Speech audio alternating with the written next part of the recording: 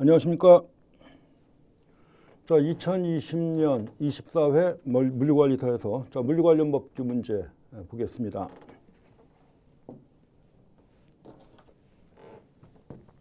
(24회) 물류 관련 법규입니다.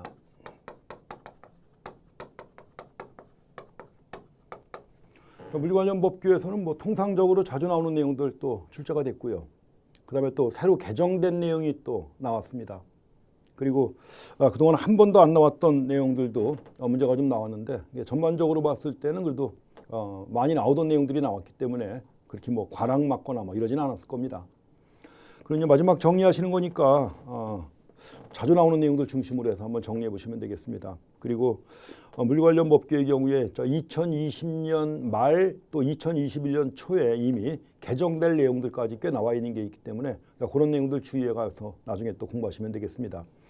그리고 저한테 자꾸 질문하시는 분들이 있습니다. 가끔 물류 관련 법규 기출 문제는 몇 년도 거까지 풀어야 되느냐 이렇게 질문하시는 분들이 있는데, 대개 그 문제 다운 받아 가지고 공부하실 때는 물류 관련 법규의 경우에는 과거 기출 문제는 주의하셔야 됩니다.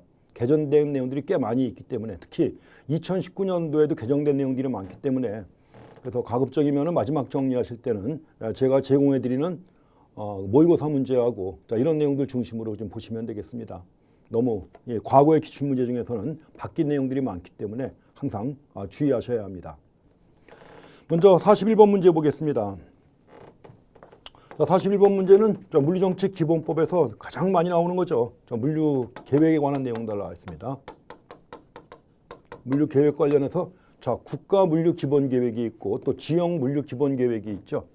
또 시행계획은 매년, 시행계획은 항상 매년 계획을 만드는 것입니다. 그거 주의하셔야 됩니다. 먼저 1번 보시게 되면 물류정책기본법상 물류계획의 수립, 시행에 관한 설명으로 옳지 않은 게 뭐냐고 했습니다. 1번에 국토부 장관과 해수부 장관이 같이 하는 거죠. 그래서 국토부 장관 및 해수부 장관은 국가물류정책의 기본 방향을 설정하는 10년 단위의 10년 단위의 국가물류기본계획을 5년마다 공동으로 수립해야 한다는 거. 지금까지 시험 문제 제일 많이 나온 문장의 하나입니다. 10년 단위의 국가물류기본계획을 5년마다 공동으로 수립하여야 한다 하는 거 확인하시고요. 이번에 국가물류기본계획에는 국가물류 정보화 사업에 관한 사항, 물류정보가 굉장히 중요한 사항이죠. 당연히 국가물류기본계획에 포함되어야 합니다. 우리가 공부할 때 이 법의 목적을 봤잖아요. 물류정책기본법의 목적이 뭐예요? 목적은 물류정책기본법인데, 기본법, 이 법의 목적은 뭐예요? 첫 번째 나오는 게 물류체계 효율화가 나오죠. 물류체계 효율화가 나오고, 두 번째가 뭐가 나와 있죠? 물류산업의 경쟁력 강화가 나오죠. 물류산업의 경쟁력 강화가 나오고, 그 다음에 세 번째 나오는 게 뭐예요? 물류의 국제화, 선진화, 이런 내용들 나오잖아요. 그렇기 때문에 우리가 물류체계 효율화에서 가장 중요한 건 물류관리의 목표입니다. 물류관리의 목표. 물류관리의 목표가 바로 물류비용의 절감과 고객 서비스의 개선이고, 이걸 위해서 필요한 게 물류합리화죠. 물류합리화를 위해서 필요한 게 뭐예요? 물류정보화, 물류표준화, 물류공동화, 물류자동화 다 포함되어 있죠. 이런 것들이 다 국가물류기본계획에 꼭 들어가야 되는 중요한 내용들이죠. 당연히. 그래서 굳이 외우지 않아도 이 법이 추구하는 목적이 이런 거라고 하는 걸 이해하셨으면 어떤 내용들이 포함되어야 할지 하는 것은 되게 눈치껏 쉽게 알 수 있는 것이죠. 그래서 국가물류 정보화 사업에 관한 사항 포함됩니다. 3번, 국토부 장관은 국가물류기본계획을 수립하거나 변경한 때에는 관계 중앙행정기관의 장에게 통보하고, 그러면 관계 중앙행정기관의 장이 시도지사에게 통보해야 한다? 틀렸죠. 그래서 일단 국토부 장관이 국가물류기본계획을 수립하거나 변경한 때에는 먼저 이를 관보에 고시해야 하는 거죠. 관보에 고시합니다. 관보에 고시한 다음에 그다음에 이제 관계 중앙행정기관의 장하고 시도지사에게 국토부 장관이 다 통지하는 거예요. 관계 중앙행정기관의 장 그리고 시도지사에게 통보해야 하는 것입니다. 두 군데 다 하는 거예요. 함께 국토부 장관이. 그래서 2번이 틀렸습니다. 3번이. 그래서 우리 기본서에도 맨 앞에 자주 나오는 내용이니까 늘 있는 겁니다. 제일 많이 나오는 것 중에 하나예요. 그 다음에 4번 연도별 시행계획은 어떻게 합니까? 매년이죠. 연도별 시행계획은 매년 공동으로 수립해야 하는 것입니다. 그 다음에 또 지역에서는 뭘 해야 돼요? 지역 물류기본계획이 있죠. 특별시장 및 광역시장은 지역 물류정책의 기본 방향을 설정하는 역시 10년 단위의 지역 물류기본계획을 5년마다 수립해야 하는 것입니다. 자, 이렇게 해갖고 가장 기본적인 내용들 국가물류기본계획과 시행계획, 지역 물류기본계획과 시행계획 어떤 내용들이 포함되어야 하고 어떤 절차를 거치는지 제일 많이 나오는 것입니다. 그래서 41번은 3번이 잘못됐습니다. 자, 42번 국가물류정책위원회인데 그것도 뭐 자주 나오지는 않지만 그래도 기본적인 사항 중에 하나입니다. 국가물류정책위원회에 관한 내용입니다. 그래서 가장 기본적인 사항이니까 뭐 잘 봐두셔야죠. 옳지 않은 것이 뭐냐고 했는데 자, 국가물류정책위원회. 자, 국가물류정책에 관한 주요 사항을 심의하기 위하여 산업통상자원부 장관 소속으로 국가물류정책위원회를 둔다. 산자부 장관이 거기서 왜 나옵니까? 네가 왜 거기서 나와? 이거죠. 뭐예요? 국토부 장관 소관이죠. 국토부 장관 소관으로 국가물류정책위원회를 두는 겁니다. 자, 국가물류정책기본법 기본적으로 뭐예요? 국토교통부 장관 그리고 해양수산부 장관 소관이에요. 그래서 국가물류정책위원회 국토교통부 장관 소속입니다. 자, 위원장을 포함한 23명의 이내의 위원을 구성하고 위원회 임기는 2년이고 연임할 수 있습니다. 대부분의 위원회, 대부분의 우리가 공부하는 7개 법에 나오는 대부분의 위원회 임기는 몇 년이에요? 2년이고 연임이 가능합니다. 연임할 수 있는 거죠. 연임할 수 있다. 그리고 이제 국가물류정책위원회의 경우에는 분과위원회를 둘 수가 있고 임기 3년 이내로 하는 전문위원을 둘 수가 있습니다. 그런 내용들 나와 있으니까 한번 보시면 되겠습니다. 1번 나와 있는데 이것도 가장 많이 나왔던 내용 중에 하나이기 때문에 가장 쉬운 문제 하나에 포함됩니다. 자, 43번은 물류정책기본법상 국제물류주선업에 관한 설명입니다. 43번. 자, 국제물류주선업도 굉장히 중요한 내용 중에 하나예요. 가장 많이 나오는 내용 중에 하나입니다. 그리고 이제 과거에는 이것이 국토부 장관에게 등록을 했던 건데 국토부 장관에게 등록했던 건데 2019년부터 시도지사에게 등록하는 거로 바뀌었죠. 그래서 그 이후에 또 계속 나오고 있습니다. 이 얘기가 나와 있잖아. 또 옳은 것이 뭐냐? 옳은 것이 뭐냐? 1번이에요. 자, 국제물류 주선업을 경영하려는 자는 국토부령으로 정하는 바에 따라 누구에게? 시도지사에게 등록해야 하는 겁니다. 이게 2019년에 개정된 거예요. 그렇기 때문에 시험 문제 또 이렇게 개정된 내용 찾아갖고 나온 겁니다. 시도지사에게 등록해야 하는 겁니다. 자, 2번 국제물류 주선업에 등록을 하려는 자는 3억 원 이상의 자본금이죠. 3억 원 이상의 자본금이고 법인이 아닌 경우에는 6억 원 이상의 자산평가액입니다. 자, 숫자는 가장 신경 써야 될 내용 중에 하나입니다. 자, 지금 마무리 정리하시는 거니까 이런 것들 어떤 식으로 문제가 나오는지 체크하면서 쭉 보시면 쉽게 정리가 됩니다. 자, 3억 원 이상의 자본금, 6억 원 이상의 자산평가액을 보유해야 합니다. 자, 3번 거짓 그 밖에 부정한 방법. 취소할 수 있다. 반드시 취소한다. 반드시 취소죠. 사업입니다. 이것도 사업이고 우리 사업의 경우 반드시 취소해야 되는 경우 뭐가 있죠? 대표적으로 4가지가 많이 나오죠. 아니면 3가지인 경우도 있고 2가지인 경우도 있지만 대부분 다 4가지입니다. 근데 그중에서 빠지지 않는 게 뭐예요? 제일 먼저 거짓 그 밖에 부정한 방법으로 반드시 취소죠. 그 다음에 이제 등록에 결격사유에 해당하는 경우도 그렇고 사업정지 명령을 위반하여 정지기간 중에 사업을 계속한 경우 반드시 취소죠. 또 한 가지 등록증 대여 금지 규정을 위반해가지고 등록증을 대여한 경우에도 반드시 취소인데 그건 포함되는 경우도 있고 안 되는 경우도 있고 합니다. 그렇지만 3가지는 늘 들어가는 거죠. 거짓 그 밖에 부정한 방법으로 반드시 취소. 사업 정지 기간 중에 사업 정지 명령을 받았는데 정지 기간 중에 사업을 계속한 경우 또 결격 사유에 해당하는 경우 이럴 때가 반드시 취소입니다. 이런 문제 나오면 절대 안 틀리죠 이제. 그래서 자 3번 거짓이나 그 밖에 부정한 방법으로 등록을 한 경우 반드시 취소입니다. 그 다음에 국제물류 주선업자가 사망한 때는 상속인이 권리와 의무를 갖다 승계하는 겁니다. 상속인이 권리와 의무를 갖다 승계하는 거죠.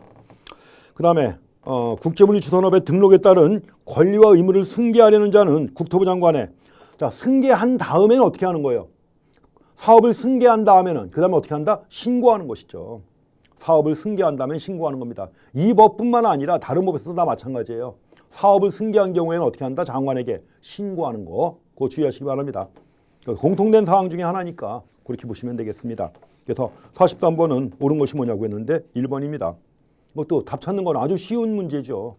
자, 국제물류 주선업 시도지사에게 등록한다는 거 확인하시고요. 자, 44번 물류정책기본법령상 물 관련 협회. 협회는 다 마찬가지입니다. 이 법뿐만 아니라 다른 법에 나오는 협회 다 마찬가지죠. 자, 첫 번째가 뭐예요? 발기인으로 정관을 작성한다. 두 번째, 창립총회 의결을 거친다. 세 번째, 장관의 설립 인가를 받죠. 설립 인가를 받은 다음에 설립 등기를 갖다 합니다.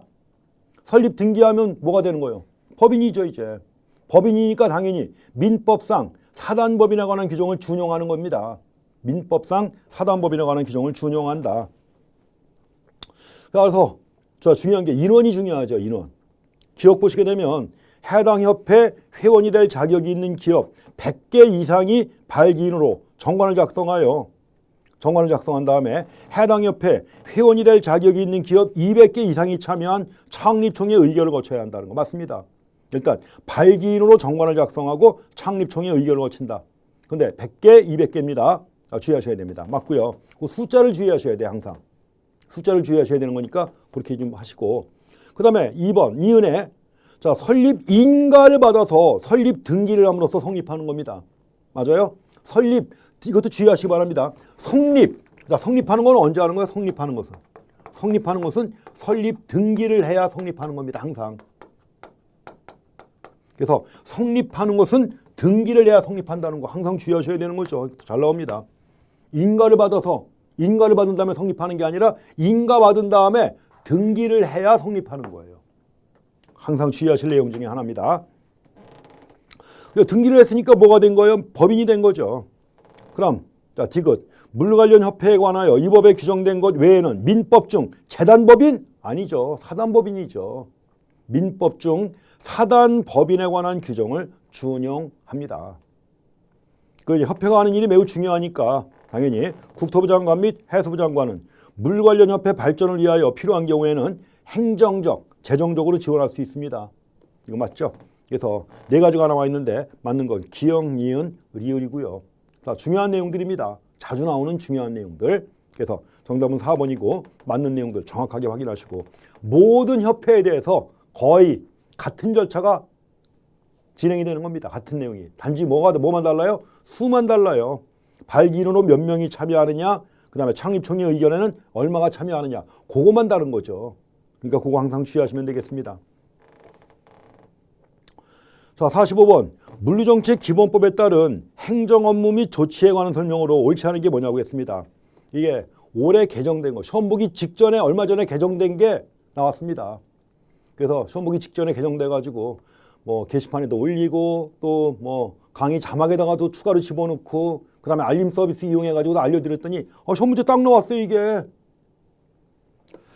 옳지 않은 것이 뭐냐 나와 있습니다. 1번에 국토부 장관, 해수부 장관 및 산업부 장관의 업무 소관이 중복되는 경우에는 업무 소관이 중복된다면 어떻게 할까요? 서로 협의해서 장관들이에요. 누가 조정하는 게 아니죠. 대통령이 조정을 해요? 아닙니다. 그런 거 없습니다. 그래서 이제 업무 소관이 중복되는 경우에는 서로 협의하여 업무 소관을 조정합니다. 중요한 내용은 아닙니다. 처음 나온 내용이에요. 그동안 시험에 처음 나온 내용입니다. 그 다음에 2번. 자, 국제물류 주선업자에게 사업정지를 명해야 하는 경우로서 사업정지를 명해야 되는데 그 사업정지를 갖다 하게 되면 이용자에게 심한 불편을 준다. 이럴 때 어떻게 합니까? 사업정지 대신 과징금을 부과하죠. 이럴 때 과징금. 자, 물류정책기본법의 과징금 얼마입니까? 1,000만 원입니다. 1,000만 원.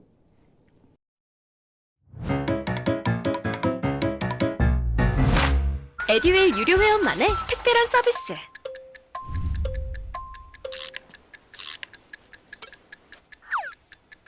하치하차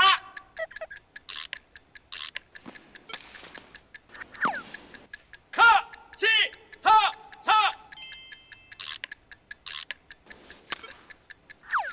정답! 같이 하자 친구야 에듀윌 유료 회원!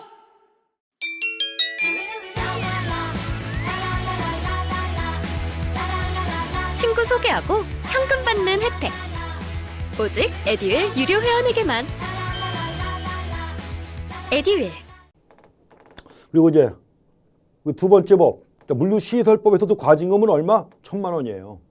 화물자동차의 경우 과징금 2천만 원이고, 그 다음에 철도사업법 과징금 얼마? 1억 원입니다. 항만운송사업법 과징금 얼마? 500만 원이고요. 액수만 달라요. 과징금 부과하는 요건은 다 똑같습니다. 그래서 다시 한번 2번 보시면 사업의 정지를 명하여야 하는 경우인데 사업 정지가 해당 사업의 이용자 등에게 심한 불편을 주는 경우예요. 이럴 때는 사업 정지 처분을 가름하여 1,000만 원 이하의 과징금을 부과할 수 있다. 맞습니다. 자, 3번 과징금을 기한 내에 납부하지 아니한 때에는 시도지사는 이게 개정된 거예요. 그 지방재정법에 따라 징수한다고 했는데 이게 예전에는 뭐였죠? 지방세외 수익금의 징수에 관한 법률, 지방세외 수익금의 징수에 관한 법률에 따라 징수한다고 했는데 이게 2020년 3월 24일 날 개정된 거예요. 2020년 3월 24일 개정돼 가지고 지방행정제재 및 부과금의 징수에 관한 법률로 개정됐습니다. 지방행정제재 및 부과금의 징수에 관한 법률에 따라 징수하는 것으로 되어 있습니다. 근데 이것도 이 법에서만 그래요. 과징금을 내지 않는 경우 이 법에서만 그렇고 다른 법에서는 뭐예요? 예컨대 과징금을 다른 법에서입니다. 다른 법에서인데 다른 법에서는 뭐예요? 만약에 장관이 부과한 경우 장관이 과징금 부과했습니다. 장관이 과징금 부과했는데 안 냈다. 내지 않았어. 이럴 때 어떻게 해요? 국세 체납 처분에 따라 징수하는 거죠. 국세 체납 처분에 예에 따라 징수한다. 이렇게 되어 있습니다. 장관이 과징금 부과해야 되는데 부과했는데 과징금을 안 낸 거예요. 이럴 때는 어떻게? 그러니까 국세 체납 처분에 예에 따라 징수한다. 그리고 만약에 시도지사가 과징금을 갖다 부과했는데 안 냈다. 이럴 때는 뭐예요? 지방세 체납 처분의 예에 따라 징수한다. 이렇게 나옵니다. 다 다른 법에서는 다 이렇게 나와요. 근데 이 법에서만 물류정책기본법에서만 과거에도 지방세외 수익금의 징수에 관한 법률에 따라 징수한다고 했는데 이게 개정돼 가지고 뭐예요? 지방행정제재 및 부과금의 징수에 관한 법률로 바뀐 겁니다. 근데 이 법에서만 이렇게 한 것이고 다른 법에서는 다 이렇게 나옵니다. 주의하셔야 돼요. 자, 그래서 3번이 잘못됐습니다. 개정된 내용을 틀리게 만들어 가지고 그걸 답으로 찾는 문제 낸 겁니다. 약삭 빠르게 냈죠. 자, 4번 국제물류 주선업자에 대한 등록을 취소한다. 취소할 때 하는 게 뭐예요? 지정의 취소, 허가 취소할 때 하는 게 뭐예요? 청문입니다. 청문. 그래서 등록을 취소하려면 청문을 해야 한다. 자, 그래서 그 내용 보시고 5번은 별 얘기 아닙니다. 이렇게 해갖고 행정 업무 및 조치에 관한 내용들 그렇게 정리해 보시기 바랍니다. 다른 법에서도 다 나오는 내용들이에요. 자, 46번 처음 나온 문제입니다. 또 나올 가능성 거의 없다고 보시면 됩니다. 자, 위반 행위자에 대한 벌칙 혹은 과태료의 상한이 중한 것부터 경한 순서로 바르게 나열한 것이 뭐냐고 했는데 좀 무식한 문제입니다. 지금까지 거의 안 나왔던 문제예요. 근데 이렇게 낸 겁니다. 또 나올 가능성 거의 없습니다. 제일 무거운 것만 확인하시면 돼요. 뭐죠? 국가물류통합정보센터 또는 단위물류정보망에 의하여 처리, 보관 또는 전송되는 물류정보를 훼손한 자. 물류정보를 훼손한 경우에요. 얼마예요? 3년 이하 징역 또는 3천만 원 이하의 벌금이죠. 이거는. 원래 제일 무거운 게 뭐예요? 10년 이하 징역 또는 1년 10년 이하 징역 또는 1억 원 이하의 벌금이 있죠. 물류정보를 갖다가 물류정보를 갖다가 변작한 경우 있죠. 위조, 변작한 경우 이럴 때 10년이고 이거는 물류정보를 훼손한 경우에는 3년 이하 징역 또는 3천만 원 이하의 벌금입니다. 그 다음에 니은의 우수 물류기업의 인증이 취소되었음에도 인증마크를 계속 사용했다. 이거는 200만 원 이하 과태료입니다. 그 다음에 디귿 단말장치의 장착 명령을 위반했음을 이유로 하여 내린 위험물질 운송 차량의 운행 중지 명령에 따르지 않았다. 이럴 때는 1,000만 원 이하의 벌금입니다. 그 다음에 리을 국제물류 주선업에 등록을 하지 아니하고 국제물류 주선업을 경영한 자 1년 이하 징역 또는 1,000만 원 이하의 벌금입니다. 자, 또 나올 가능성 거의 없습니다. 원래 벌칙은 제일 무거운 거 정도 하나 나오고 잘 안 나와요. 근데 이건 그것만 또 과태료까지 모아서 문제를 낸 겁니다. 틀리라고 낸 문제죠. 그래서 지금까지 6문제 봤지만 자 46번 문제가 좀 까다로운 문제, 까탈스러운 문제 하나라고 보시면 되겠습니다. 다음에 47번입니다. 자, 물리정치 기본법령상 물류체계 효율화에 관한 설명. 자, 물리정치 기본법의 가장 중요한 법의 목적 첫 번째가 이거예요. 물류체계 효율화. 이와 관련해 가지고 나오는 게 뭐예요? 관련해서 나오는 게 물류 표준화, 물류 자동화, 물류 공동화 이런 내용들이 다 포함되어 있습니다. 여기서도 지금 자, 공동화하고 자동화가 나오는데 공동화, 물류 공동화는 시도지사까지 포함이 돼요. 그렇죠? 지역에도 공동화가 필요하니까. 근데 공동화 말고 자동화는 뭐예요? 자동화에는 시도지사 안 들어갑니다. 그 점 주의하실 내용 중에 하나입니다. 자, 여기 옳지 않은 것이 뭐냐고 했는데 1번. 자, 국토부 장관은 효율적인 물류 활동을 위하여 필요한 물류 시설 및 장비를 확충할 것을 물류기업에, 물류기업은 민간기업 아니에요. 민간기업에 대해서 할 수 있는 게 뭐예요? 권고. 지금 내용도 물류시설 및 장비를 확충하도록 하는 건데 이건 권고하는 거죠. 명하는 게 아니고 권고입니다. 근데 원래 주체가 셋이 들어가요. 국토부 장관 및 해수부 장관 또는 산업부 장관이 들어갑니다. 원래 그래서 법에는 국토부 장관 점 해수부 장관 및 산업부 장관 이렇게 나와요. 그래서 자, 필요한 물류시설 및 장비를 확충할 것을 물류기업에 권고할 수 있으며 권고할 수 있는데 권고했는데 말 들었다. 그럼 지원해 줘야죠. 권고할 수 있으며 이에 필요한 행정적, 재정적 지원을 할 수 있다고 되어 있습니다. 자, 민간기업에 대해서 하는 것은 뭐예요? 명하는 게 아니라 뭐예요? 권고. 그 다음에 2번 해수부 장관은 자, 주체가 셋입니다. 국토부 장관, 해수부 장관, 산업부 장관 셋이에요. 그러니까 2번은 해수부 장관은 효율적인 물류활동을 위하여 자, 필요한 물류시설 및 장비의 확충에 필요한 행정적, 재정적 지원할 수 있습니다. 행정적, 재정적 지원. 국토부 장관도 할 수 있고 해수부 장관도 하고 산업부 장관도 해요. 자, 3번 시도지사는 자, 물류 공동화를 추진하는 자, 시도지사입니다. 물류 공동화는 시도지사도 포함이 돼요. 그러니까 시도지사는 물류 공동화를 추진하는 물류기업이나 화주기업 또는 물류 관련 단체에 대하여 예산의 범위에서 필요한 자금을 지원할 수 있습니다. 자, 4번은 뭐 일반적인 얘기고요. 그 다음에 거기 자 5번에 자 지금 장관도 지원을 하고 시도지사도 지원합니다. 근데 장관, 세 장관이 지원하죠. 중복되면 돼요, 안 돼요? 안 되죠. 그러니까 장관끼리도 뭐예요? 장관끼리도 협의를 해야 합니다. 지원할 때. 그리고 시도지사가 지원하는 경우에는 또 뭐예요? 역시 장관이 지원하는 것하고 중복되면 돼야 안 돼요? 안 되죠. 그러니까 시도지사도 미리 협의해야 되는 건데 이 말이 여러 번 반복이 돼요. 법규에서. 왜냐하면 행정적, 재정적 지원 여러 명이 행정적, 재정적 지원할 때마다 그 조항 나오면 을에 따라 나오는 말이 이거예요. 5번. 무슨 말이냐? 시도지사는 물류 공동화 촉진을 위한 조치를 하려는 경우에는 중복을 방지하기 위하여 미리 해당 조치와 관련하여 국토부 장관, 해수부 장관 또는 산업부 장관과 협의하여야 한다. 원래는 협의하여야 하고 그 다음에 뭐가 들어가요? 자, 시도지사가 협의한 다음에는 협의한 내용을 지역 물류 기본계획과 지역 물류 시행계획에 반영하여야 한다는 말이 을에 나옵니다. 시도지사가 하는 경우 협의하여야 하고 그 내용을 지역 물류 기본계획과 지역 물류 시행계획에 반영하여야 한다. 을에 나오는 말입니다. 자, 그렇게 해서 정리해 보시기 바랍니다. 자, 48번. 자, 물류 정보화에 관한 설명입니다. 옳지 않은 것이 뭐냐고 했습니다. 물류 정보화. 자, 물류 정보화의 경우에도 주체가 넷이에요.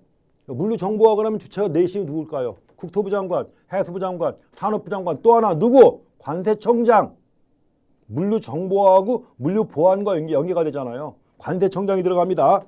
그래서 1번 보시게 되면 국토부 장관, 해수부 장관, 산업부 장관 또는 관세청장은 물류 정보화를 통한 물류체계의 효율화를 위하여 필요한 시책을 강구하여야 한다. 자, 이번에 단위물류정보망 한번 읽어보시고요. 자, 3번 한국토지주택공사법에 따른 한국토지주택공사는 단위 물류 정보망 전담 기관으로 지정될 수 있다. 자, 단위 물류 정보망은 전담 기관이죠. 자, 국가물류통합정보센터는 운영자입니다. 그런데 이때 지정받을 수 있는 공공기관은 6개예요. 지정받을 수 있는 공공기관 6개. 뭐가 있을까요? 한국토리주택공사, 한국도로공사, 한국철도공사, 항만공사, 인천국제공항공사, 한국공항공사 6개입니다. 공공기관 6개. 그것도 여러 번 나왔던 거예요. 근데 한국토리주택공사 들어갑니다. 지정될 수 있는 거예요. 국가물류통합정보센터 운영자로도 지정받을 수 있습니다. 지정될 수 있습니다. 4번 당연한 얘기지만 지정을 취소할 때는 뭐 해야 한다? 청문. 지정을 취소하려면 청문해야 되는 건 당연한 거고. 이게 자주 나오는 얘기들이에요. 이런 것들이. 4, 5번. 자, 지금까지 다 맞았습니다. 5번. 자, 단위물류 정보망 전담기관이 시설, 장비와 인력 등의 지정 기준에 미달하게 된 경우 얘는 지정을 취소해야 한다? 취소해야 한다. 반드시 취소 아니에요. 반드시 취소는 어떤 경우? 거짓 그 밖에 부정한 방법으로 지정받은 경우만 반드시 취소입니다. 거짓 그 밖에 부정한 방법으로 지정받은 경우 있죠. 이럴 때 반드시 취소고. 자, 지정 기준에 미달하게 된 경우에는 뭐예요? 자, 지정을 취소할 수 있는 것입니다. 취소할 수 있다. 이거는. 5번 틀린 거 보이시죠 이제. 그래서 이제 마지막으로 마무리 정리할 때 기출문제뿐만 아니라 이제 모의고사 내용 보시게 되면 뭐가 틀리게 나오는지 이제 눈앞에 훤히 보이실 겁니다. 자, 49번. 자, 물류시설의 개발 및 운영에 관한 법령상. 두 번째 법입니다. 물류시설법. 자, 법령상 지원시설에 해당하지 않는 게 뭐냐고 했습니다. 아주 자주 나오는 거죠, 이것도. 그래서 물류시설의 개발 및 운영에 관한 법령상. 자, 지원시설. 자, 일반 물류단지 시설, 일반 물류단지 시설이 있죠. 일반 물류단지 시설, 그 다음에 지원시설. 항상 구분하셔야 돼요. 도시첨단 물류단지 시설과 일반 물류단지 시설, 도시첨단 물류단지 시설 말고 지원시설. 지원시설은 주로 뭐예요? 그 단지 내에서 일하고 하는 사람들, 거주하는 사람들의 생활 편의를 위한 시설, 이게 지원시설이에요. 그렇기 때문에 물류단지 운영에 관련된 핵심 시설이 아니라 그 지역에 사는 사람들의 생활 편의를 위한 시설이 바로 지원시설입니다. 그래서도 자, 지원시설에 해당하지 않는 게 뭐냐고 했습니다. 자, 교육연구시설, 선상, 수산물, 가공업 시설인데 자, 선상, 배에서 수산물을 가공하는 데 관련된 시설이에요. 이건 일반 물류단지 시설에 포함되는 겁니다. 지원시설 아니에요. 일반 물류단지 시설입니다. 그래서 2번이 틀렸습니다. 나머지는 뭐예요? 예컨대 교육연구시설. 거기서 생활하는 사람들의 자녀들 학교 다닐 때 필요한 학교나 연구시설. 3번 단독주택, 공동주택 및 근린생활시설. 그 다음에 물류단지 종사자의 생활과 편의를 위한 시설. 문화 및 집회시설. 다 지원시설이에요. 이것들이. 지원시설이지만 선상, 수산물, 가공업 시설은 일반 물류단지 시설인데 이건 이제 시행령에 규정된 일반 물류단지 시설입니다. 자, 이렇게 해서 지원시설에 해당하지 않는 거 해가지고 2번입니다. 자, 어쨌든 이것도 뭐 지원시설 구분하는 문제 같은 거 여러 번 나왔던 거죠. 자주 나오는 내용 중에 하나입니다. 그래서 정답은 2번이 되겠습니다.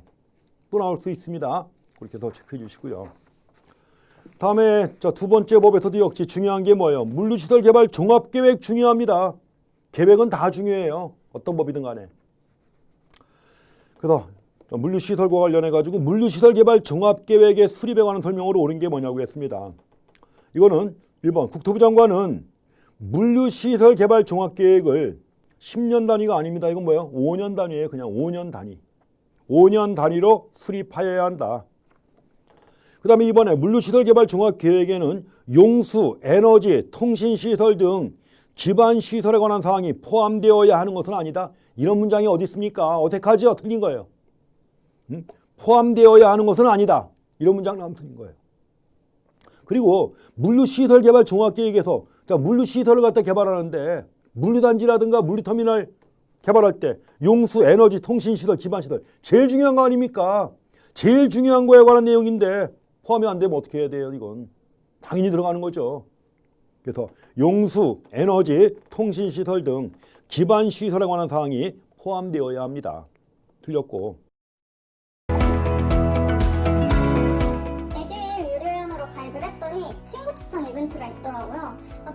해서 주변에 아는 사람들한테 추천을 다 해줬어요. 근데 친구들이 결제할 때마다 10만 원씩 받았거든요. 그래서 한 지금까지 받은 게 200만 원 가까이 되는 것 같아요.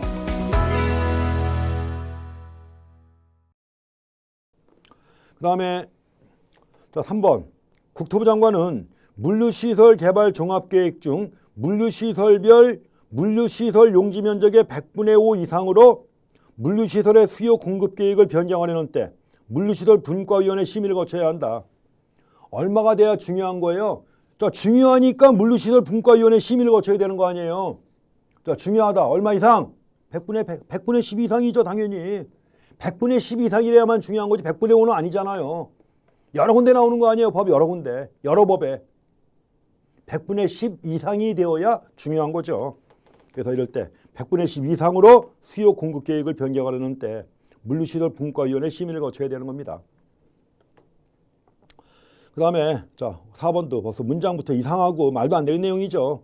국토부 장관은 관계기관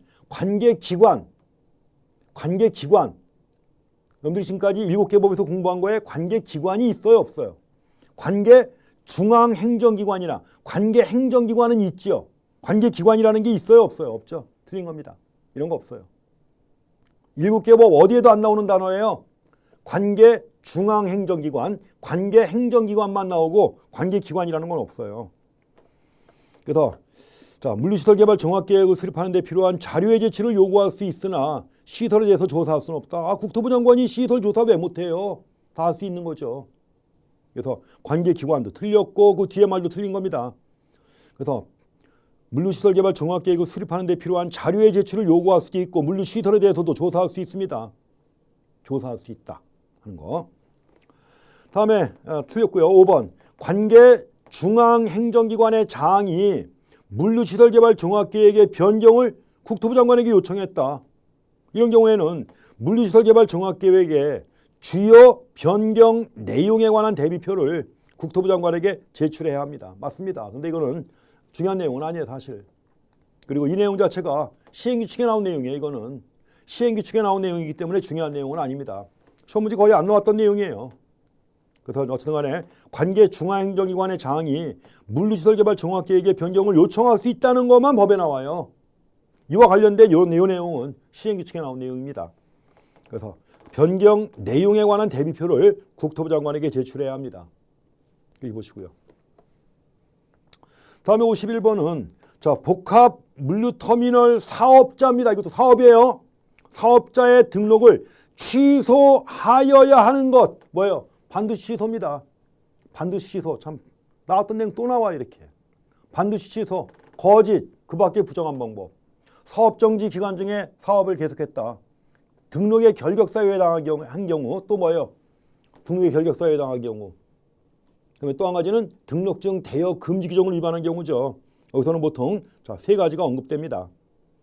그래서 여기서는 모두 고른 것이 뭐냐고 했는데 자 기억, 거짓, 그 밖에 부정한 방법. 그쵸? 디귿, 다른 사람에게 등록증을 대여한 때 리을, 사업정지 명령을 위반하여 사업정지 기간 중에 영업을 계속한 때 반드시 취소죠? 기억, 디귿, 리을입니다. 니은은 아니죠. 이런 문제 나오면 절대 안 틀리죠 이제. 자 51번, 자 4번이 되겠습니다. 다음에 52번 자 물류터미널 사업에 관한 설명으로 옳지 않은 게 뭐냐고 했습니다. 물류터미널 사업의 경우 옳지 않은 것이 뭐냐고 했는데 이거 약간 좀 어려운 문제 중에 하나예요. 왜냐하면 이제 시행령, 시행규칙 이런 나오는 내용들까지 다 나왔기 때문에 우리가 흔히 많이 안 나오던 내용들 집어넣어놨습니다. 물류터미널 사업입니다. 자 1번 한국농어촌공사는 복합 물류터미널 사업에 등록을 할 수 있는 자에 해당한다. 맞아요? 맞죠? 자, 물류터미널이라고 할 때는 뭐예요? 물류터미널 사업은 철도공사, 항만공사, 토지주택공사, 도로공사 들어가죠? 그 다음에 뭐예요? 한국수자원공사, 한국농어촌공사가 들어가요. 한국수자원공사는 내륙에 있는 호수, 대청호라든가 이런 호수를 관할하는 게 수자원공사입니다. 반면에 농어촌공사는 뭐예요? 대규모 저수지 관할이 바로 농어촌공사예요. 근데 이런 경우에도 뭐예요? 물류터미널 건설할 수 있습니다. 등록을 할 수 있는 자에 포함되는 거예요. 그래서 보통 이제 거기 나와 있는 6개 공공기관하고 6개 공공기관에다가 지방공사 들어가죠. 지방공사 들어가고 특별법에 의한 특별법상의 법인 들어가고 민법, 상법상 법인도 자, 사업자로 등록할 수 있는 겁니다. 자, 1번 맞습니다. 자, 이번에 자, 일반 물류터미널 사업을 경영하려는 자는 물류터미널 건설에 관하여 필요한 경우 국토부 장관의 공사시행 인가를 받아야 한다고 했는데 자, 국토부 장관의 공사시행 인가를 받아야 되는 경우는 뭐예요? 일반이 아니라 복합 물류터미널의 경우입니다. 복합 물류터미널의 경우 국토부 장관의 공사시행 인가를 받아야 되는 겁니다. 그리고 만약에 일반 물류터미널 있죠. 일반 물류터미널의 경우에는 뭐라고 되어 있냐면 필요한 경우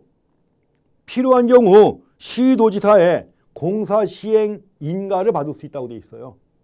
자, 복합 물류터미널은 국토부 장관의 공사시행 인가를 받아야 한다. 그 다음에 일반 물류터미널의 경우에는 뭐예요? 필요한 경우 시도지사의 공사시행 인가를 받을 수 있다. 그 차이 잘 보셔야 돼요. 여러 번 나왔던 겁니다. 그 차이는. 그래서 2번이 틀렸습니다.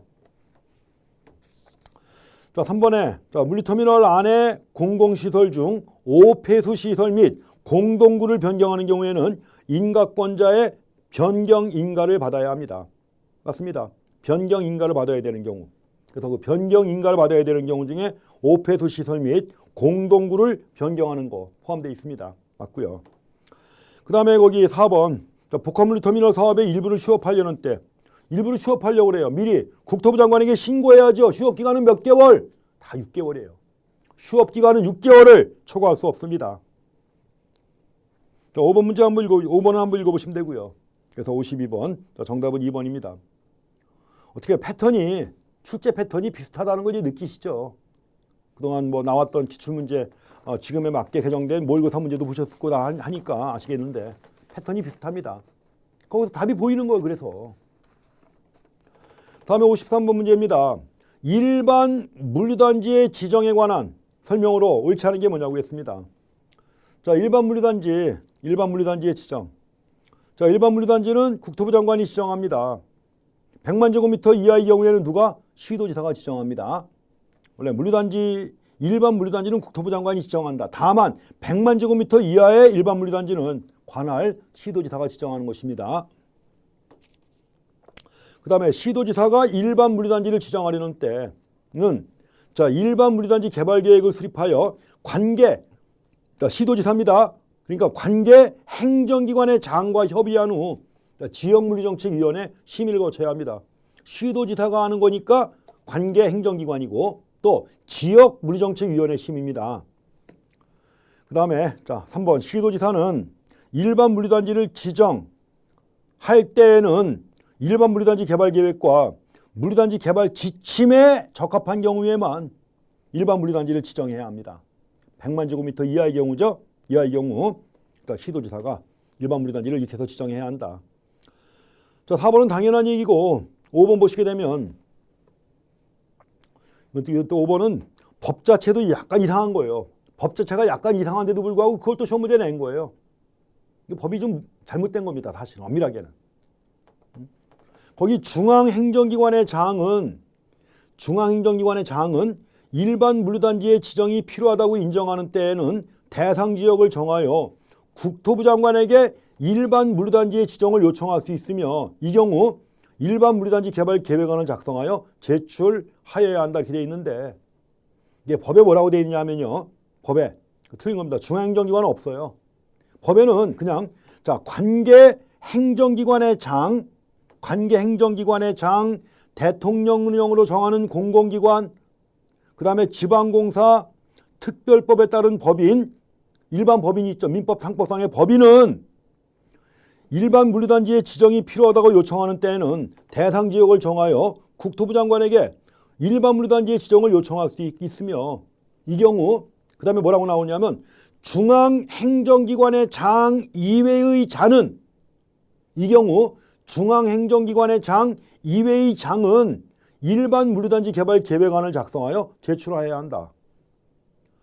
지금 장관에게 지정을 요청할 수 있는 게 관계 행정기관의 장부터 시작된단 말이에요. 중앙행정기관은 아예 포함도 안 돼 있단 말이에요.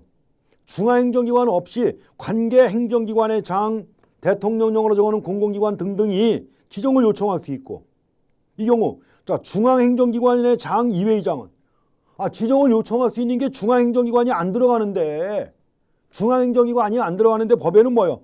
중앙행정기관의 장 이외의장은 일반 물류단지 개발 계획안을 작성하여 제출해야 한다. 법에 이렇게 나와 있단 말이에요. 이 법이 모순된 거예요. 지정을 요청할 수 있는데 중앙행정기관의 장이 안 들어가 있는데 중앙행정기관의 장 이외의장은 해야 된다. 이런 말이 나올 수가 없는 거죠. 근데 이걸 가지고 시험 문제를 낸 겁니다. 어쨌든 간에 물론 틀렸죠.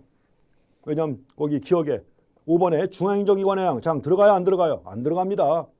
그래서 자, 국토부 장관에게 일반 물류단지의 지정을 요청할 수 있는 것은 관계행정기관의 장, 대통령령으로 정하는 공공기관, 지방공사, 특별법에 따른 법인, 민법, 상법상의 법인이에요.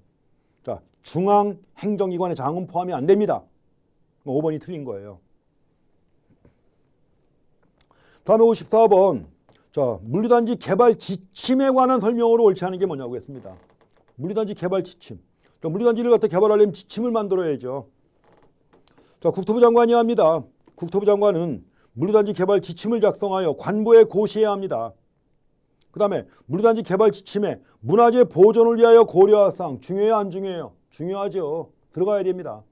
그래서 물류단지 개발 지침에는 문화재 보존을 위하여 고려할 사항이 포함되어야 합니다. 그 다음에 국토부 장관은 물류단지 개발 지침을 작성할 때는 미리 시도지사의 의견을 듣고 관계 중앙행정기관의 장과 협의한 후 물류시설 분과위원회 심의를 거쳐야 합니다. 이것도 절차 시험에 잘 나오는 거예요. 3번. 개발 지침을 작성할 때 미리 시도지사의 의견을 듣고 그 다음에 관계 중앙행정기관의 장관은 뭐 한다? 협의한 후 심의는 누가 한다? 물류시설 분과위원회 심의를 거쳐야 되는 겁니다. 자, 4번. 이 내용은 처음 나온 내용이에요. 처음 나온 내용인데 자, 국토부 장관은 물류단지 개발 지침에 포함되어 있는 내용 중에 하나가 토지가격의 안정을 위하여 필요한 사항이 들어가 있어요. 그런데 토지가격의 안정을 위하여 필요한 사항을 변경한 때는 물류시설 분과위원회 심의를 거쳐야 된다고 했는데 그건 아닙니다. 왜냐하면 그렇게 나와 있어요. 물류시설 분과위원회 심의를 거쳐야 된다고 나와 있는데 다만 국토부령으로 정하는 경미한 사항은 제외한다고 돼 있어요. 그러면 국토부령으로 정하는 경미한 사항 그게 뭐냐? 이거 딱 하나예요. 토지가격의 안정을 위하여 필요한 사항. 이거 하나만 국토부령으로 정하는 경미한 사항이에요. 이게. 이런 경우에는 제외한다고 돼 있죠. 제외한다. 그러니까 뭐예요? 물류시설 분과위원회 심의를 거치지 않고 할 수 있는 거예요. 이거 참 귀신같이 찾아서 낸 겁니다. 처음 나온 겁니다. 그래서 토지가격의 안정을 위하여 필요한 사항 요 경우만 경미한 사항이라 제외하는 겁니다. 자, 이렇게 보시고요. 자, 5번 한번 읽어보시면 됩니다. 시행령에 나온 내용인데 한 번만 읽어보시고요. 자, 55번. 자, 특별법에 따라 설립된 법인인 시행자. 특별법에 따라 설립된 법인인 시행자면 공공시행자인가요? 민간시행자인가요? 이거 특수법인이라고 하는 거죠. 특수법인은 공공시행자입니다. 그래서 우리가 공공시행자하고 민간시행자 구분해야 되는 거 아시죠? 자, 특별법에 따라 설립된 법인은 공공시행자입니다. 그렇기 때문에 물류단지 개발 사업의 시행으로 새로 공공시설을 설치한 경우에는 종래 공공시설은 시행자에게 무상으로 귀속됩니다. 그리고 새로 설치된 공공시설은 그 시설을 관리할 국가 또는 지방자치단체에 무상으로 귀속되는 바. 자, 이러한 공공시설에 해당하지 않는 게 뭐냐고 했습니다. 딱 보면 틀린 거 나오죠. 아니, 방풍설비라고 들어본 적 있어요? 방풍설비. 없었죠? 공부하는 동안에. 이런 거 없어요. 대신 공원, 철도, 녹지, 공동구, 도로, 광장, 하천, 하수도 이런 거 들어가는 거예요.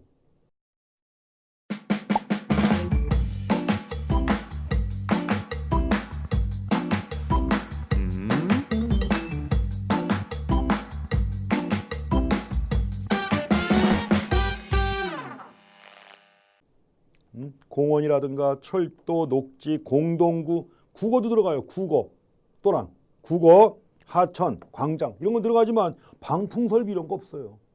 우리가 7개 법 공부하는 동안 방풍설비라고 나온 적 있나요? 없나요? 없었죠. 이런 거 없어요. 참 억지로 만들어서 집어넣는데 그래도 다행히 답이 쉽게 눈에 보이게 아마 눈치채셨을 겁니다. 방풍설비 이런 거 없어요. 그래서 정답 1번이 되겠습니다. 자, 56번.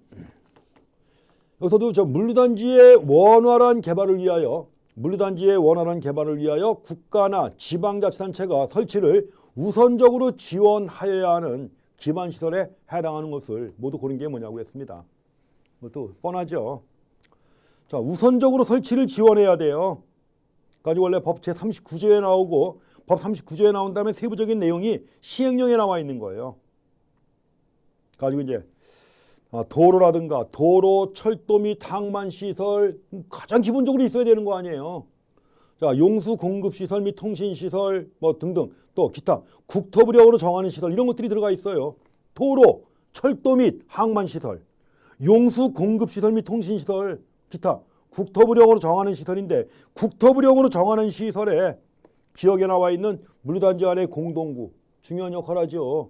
유수지 및 광장, 집단에너지 공급시설들 다 중요한 기반시설이에요. 보건위생시설 나온 적이 있었나요? 없었나요? 없었죠. 기반시설이니 뭐니 해가지고 우리가 보건위생시설이라는 말 들어본 적이 있어요? 없죠. 7개 법 공부하면서 어디에도 안 나와요 이런 말. 안 나오는 단어예요. 틀린 게 눈에 보여야 되는 겁니다. 자, 정답 2번입니다. 여기까지가 이제 물류시설법이고요. 다음엔 10문제가 출제되는 화물자동차 운수사업법입니다. 여기서인데 화물자동차 운수사업법인데 운송주선사업자가 나와 있습니다. 운송주선사업자. 자, 사업이 운송사업이 있고 운송주선사업이 있고 운송가맹사업이 있습니다. 운송주선사업. 여기서도 시험 문제가 이게 갑자기 시험 남겨놓고 시험 한 보름 전에 바뀐 게 있어요. 갑자기 장관이 기자회견한다고 나와가지고 기자회견한다고 나와가지고 발표한 거예요. 원래 운송가맹사업, 화물자동차 운송가맹사업의 허가 기준이 뭐죠? 500대 이상. 500대 이상이고 8개 이상의 시도에 50대 이상 분포가 돼야 되는 건데 자, 운송가맹사업을 누구나 할 수 있게 활성화시킨다 해가지고 시험 시행하기 열흘 전에 갑자기 보도지침 나오더니 보조자료가 나오더니 장관이 바꿔버린 거예요. 자, 시행규칙은 장관이 마음대로 바꿀 수 있잖아요. 그래 바꾼 겁니다. 그거를. 그래가지고 50대 이상, 8개 이상의 시도에 5대 이상으로 완화시킨 거예요. 10분의 1 완화시킨 겁니다. 운송가맹사업을 누구나 할 수 있게. 그래가지고 그것도 부랴부랴 공지사항 날리고 자막에 띄우고 다시 수정을 했는데 다행히 그건 안 나왔어요. 또 개정된 것 중에 2개가 시험에 나왔습니다. 2개가 시험에 나왔는데 다행히 그것도 사실 다 이미 알린 거니까 시험 시행일 전에 이미 다 알림까지 다 알렸던 건데 시험에 안 나왔고 나머지 2개가 나왔습니다. 그래서 여기 이제 운송주선사업에 관한 내용인데 운송주선사업은 화물자동차 있어요? 없어요? 없습니다. 자, 이번에 운송주선사업자는 운송 또는 주선 실적을 관리하고 국토부령으로 정하는 바에 따라 국토부 장관에게 승인을 받아야 되는 게 아니라 이건 신고하는 겁니다. 이를 국토부 장관에게 신고해야 되는 거예요. 자, 3가지가 다 들어갑니다. 원래 운송사업자, 운송주선사업자, 운송가맹사업자는 셋 다 들어가요. 셋 다 들어가가지고 자, 운송사업자, 운송주선사업자, 운송가맹사업자는 운송 또는 주선 실적을 관리하고 국토부령으로 정하는 바에 따라 국토부 장관에게 신고해야 합니다. 국토부 장관에게 신고하여야 한다. 1번 틀렸습니다. 2번 운송주선사업자가 위탁차주에게 화물운송을 위탁한다. 운송주선사업자가 자기가 주선받은 화물을 갖다가 위탁차주에게 위탁한단 말이에요. 이럴 때는 운송가맹사업자의 화물정보망 이용할 수 있습니다. 운송가맹사업자의 화물정보망은 운송사업자나 운송주선사업자나 다 이용할 수 있어요. 이용할 수 있다. 2번 맞습니다. 맞고요. 자, 3번 다 아시는 거예요.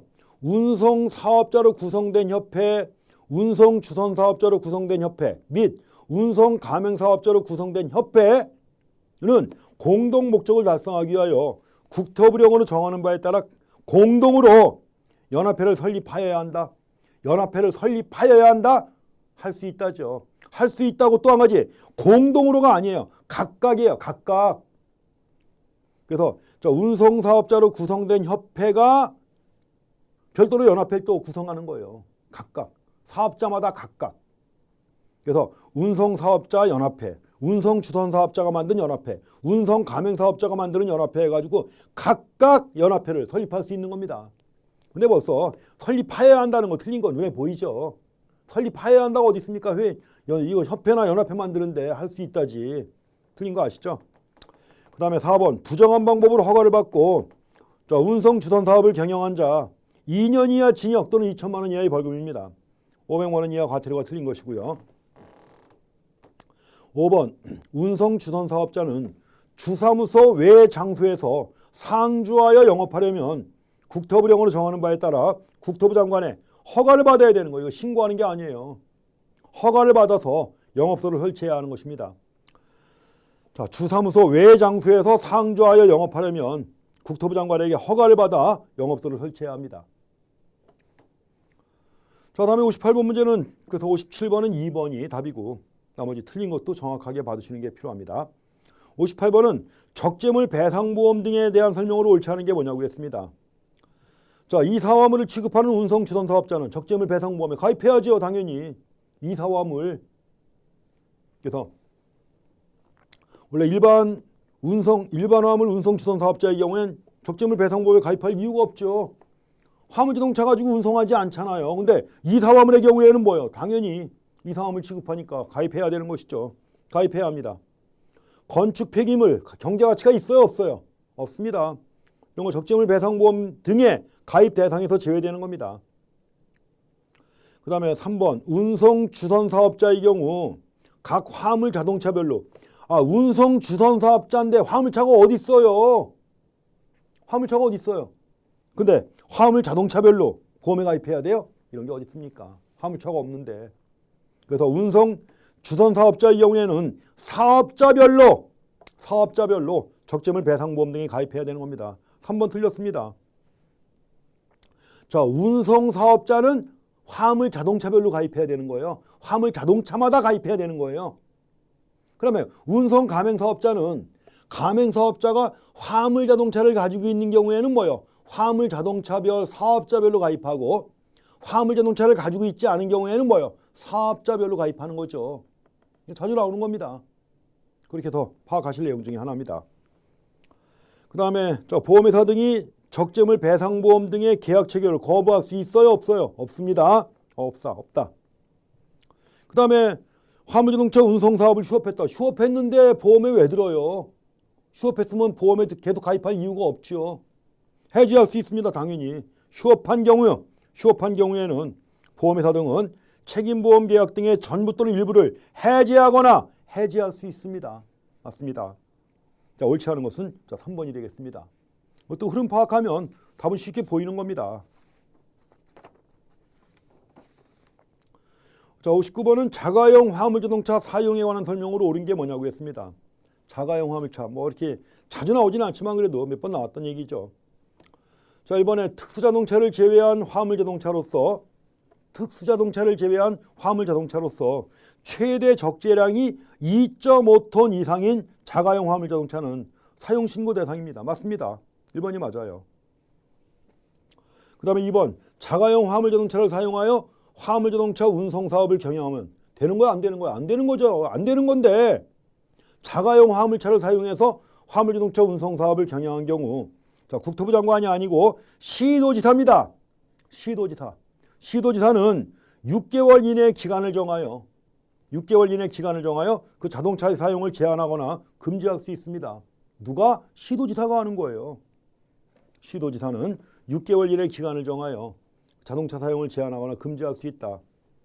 자, 3번 이 법을 위반하여 자가용 화물차를 유상으로 화물 운송용으로 제공하거나 이 법을 위반한 겁니다. 위반해가지고 자가용 화물차를 유상으로 화물 운송용으로 제공하거나 임대한 자에게는 1,000만 원 이하의 과태료가 아니라 2년 이하 징역 또는 2천만 원 이하의 벌금이에요.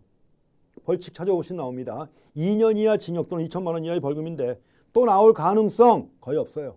그냥 지나가시기 바랍니다. 그 다음에 또 한 가지, 시도지사는 자가용 화물 자동차를 무상으로 화물 운송용으로 제공한 자. 무상으로 제공했는데 뭐가 문제예요? 이거는 무상이 아닙니다. 유상으로 해야 정확한 거예요. 자, 시도지사는 자가용 화물 자동차를 유상으로 화물 운송용으로 제공한 자를 수사기관에 신고하나요? 고발하나요? 수사기관에 신고 고발이죠. 고발한 자에 대하여 대통령령으로 정하는 바에 따라 포상금을 지급할 수 있습니다. 시도지사가. 자가용 화물 자동차를 유상으로 화물 운송용으로 제공한 자를 수사기관에 고발했단 말이에요. 이런 경우에는 포상금을 지급할 수 있습니다. 그 다음에 5번, 자가용 화물차로서 대통령령으로 정하는 화물 자동차로 사용하려는 자는 국토부령으로 정하는 사항을 시도지사에게 신고하여야 합니다. 틀린 겁니다. 그래서 자, 국토부령으로 정하는 사항을 시도지사에게 신고해야 한다. 그래서 법제 55조에 나온 내용인데 그렇게 다 틀린 것이고, 뭐 틀린 게 그렇게 그게 중요한 내용은 아닙니다. 중요한 내용은 아니고 1번에 오르는 것은 1번인데 자, 그거 하나만 읽어보시고 나머지도 뭐 크게 신경 쓸 내용은 아닙니다. 흔히 나올 수 있는 그런 내용들은 아니에요. 자, 60번의 화물자동차 휴게소의 건설 사업에 관한 설명으로 옳지 않은 게 뭐냐고 했는데 그것도 뭐 별로 중요한 내용은 아닙니다. 아주 자, 어쩌다 나올 수 있는 그런 내용 중에 하나고 거의 안 나왔던 내용들입니다. 자, 화물자동차 휴게소 건설 사업인데 1번, 한국철도시설공단은 화물자동차 휴게소 건설 사업을 할 수 있는 공공기관에 해당하지 않는다. 해당됩니다. 한국철도시설공단도 휴게소 건설 사업 할 수 있어요. 그래서 이제 그 휴게소 건설 사업을 할 수 있는 공공기관 안에 철도공사, 토리주택공사, 도로공사, 수자원공사, 농어촌공사 들어가고요. 항만공사, 공항공사, 그리고 한국교통안전공단 들어가요. 한국교통안전공단 또 철도시설공단도 들어갑니다. 사실 어려운 문제죠, 1번. 그래서 이제 뭐 공사도 아니고 철도시설공단, 한국교통안전공단 그 두 개가 유일하게 들어가 있는데 그거 집어서 문제를 낸다는 건 쉬운 문제가 아닙니다. 옳지 않은 것은 1번입니다. 해당됩니다. 공공기관에 포함되는 거예요. 자, 2번은 아예 보지 마세요. 2번은 아예 보지 마시고 다 안 나옵니다. 안 나올 거니까 보지 마시고 3번에 화물자동차 휴게소의 건설 대상 지역 및 시설 기준은 국토부령으로 정합니다. 그 다음에 8번, 자, 고속국도 또는 일반 국도에 인접한 지역으로서 총 중량 8톤 이상인 화물자동차의 일일 평균 교통량이 3,000대 이상인 지역, 화물자동차 휴게소의 건설 대상 지역입니다. 맞고요. 그 다음에 사업 시행자는 공고하고 관계서류의 사본을 20일 이상 일반인이 열람할 수 있도록 해야 되는 겁니다. 항상 일반인이 열람할 수 있도록 하는 기간은 며칠? 20일 이상이에요. 이렇게 해서 60번까지 봤는데 그 뒤에 나온 내용들은 다음 시간에 이어서 보겠습니다. 오늘은 그 시험 문제 출제하는 패턴을 잘 파악하셔야 돼요. 이런 식으로 내는구나. 근데 이런 식으로 내는 건데 약간 이상하다 싶으면 그게 답입니다. 그래서 우리가 그 많은 법의 내용을 달달 외울 게 아니라 뭐요? 틀린 거 찾아내면 되는 거예요. 맞는 거, 틀리는 거. 그래서 법을 갖다 공부하실 때는 자, 그런 흐름을 잘 파악해서 공부하시면 되겠습니다. 자, 61번부터는 다음 시간에 이어서 하겠습니다. 자, 수고했습니다.